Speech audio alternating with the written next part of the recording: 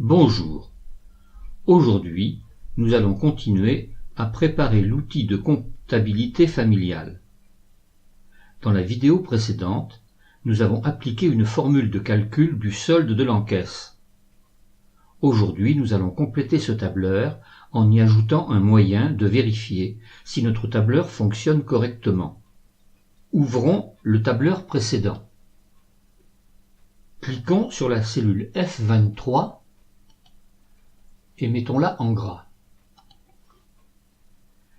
Nous allons vérifier que le résultat est correct. Pour cela, cliquons sur la cellule D25. Nous allons entrer une nouvelle formule qui va nous permettre de faire la somme des débits contenus dans la colonne D de la cellule D3 à la cellule D23. Comme pour toute formule, nous commençons par entrer le signe égal. Puis nous commençons par écrire somme,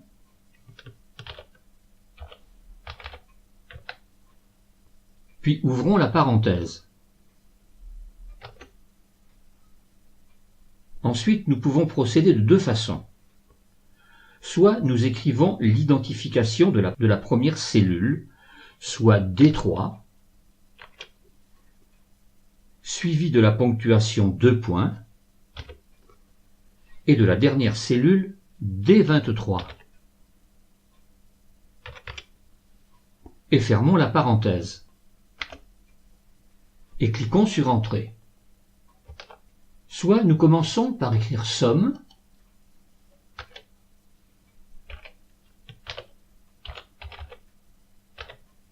ouvrons la parenthèse. Ensuite, à l'aide d'un glisser-déposer,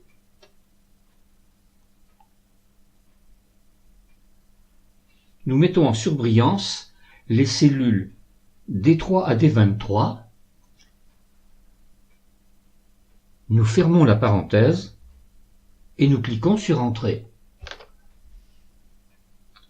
Prenons soin de toujours laisser une ligne vide entre la dernière cellule de la suite des encaisses et la ligne des sommes des colonnes D et E afin de ne pas confondre ces encaisses avec la ligne de contrôle.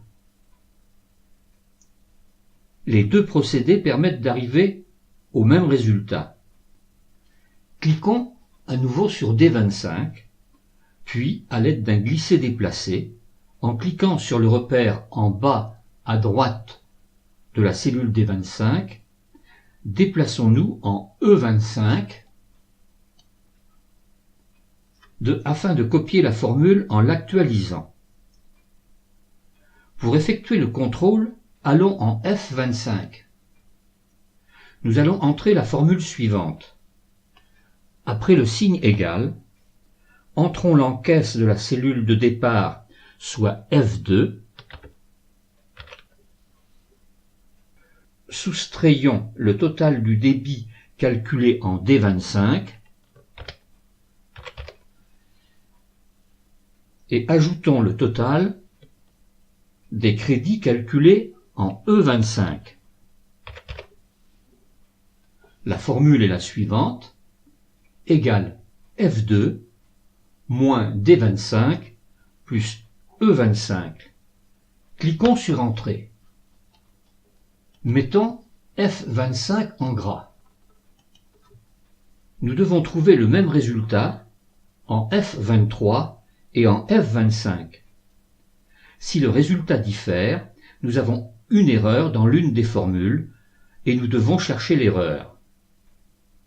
Dans la prochaine vidéo, nous verrons comment vérifier et trouver d'où vient l'erreur et comment la rectifier.